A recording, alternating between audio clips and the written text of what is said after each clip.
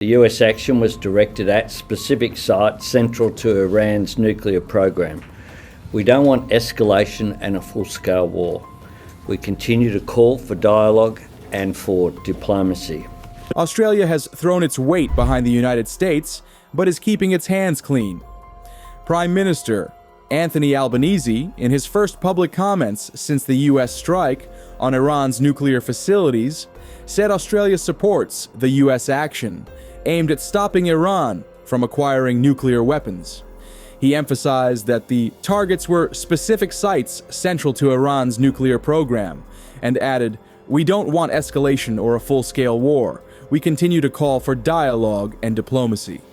The Prime Minister echoed Foreign Minister Penny Wong's earlier statement, where she declared Iran cannot be allowed to get a nuclear weapon, and affirmed that Australia supports actions that prevent that outcome.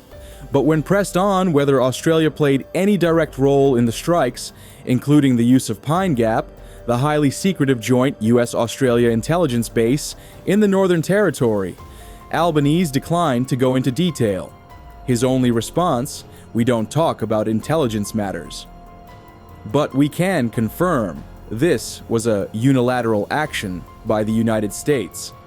Albanese repeated that line multiple times when asked about Australian involvement, stressing that the decision and execution were entirely Washington's. The world has long agreed that Iran cannot be allowed to get a nuclear weapon, and we support action to prevent that. That is what this is. The US action was directed at specific sites central to Iran's nuclear program. We don't want escalation and a full-scale war. We continue to call for dialogue and for diplomacy. As I've said for many days now, we are deeply concerned about any escalation in the region, and we want to see diplomacy, dialogue and de-escalation. We've been upfront about the challenge facing the international community, that is, dealing with the threat posed by any Iranian nuclear weapons program and dealing with the risk of regional escalation. And that's why Australia called upon Iran to come to the table and abandon any nuclear weapons program. Iran didn't come to the table just as it has repeatedly failed to comply with its international obligations. We urge Iran not to take any further action that could destabilise the region. That was a difficult decision to make. We've had to do it previously. Previous government had to do it in Kyiv and in other parts of the world. It occurs from time to time.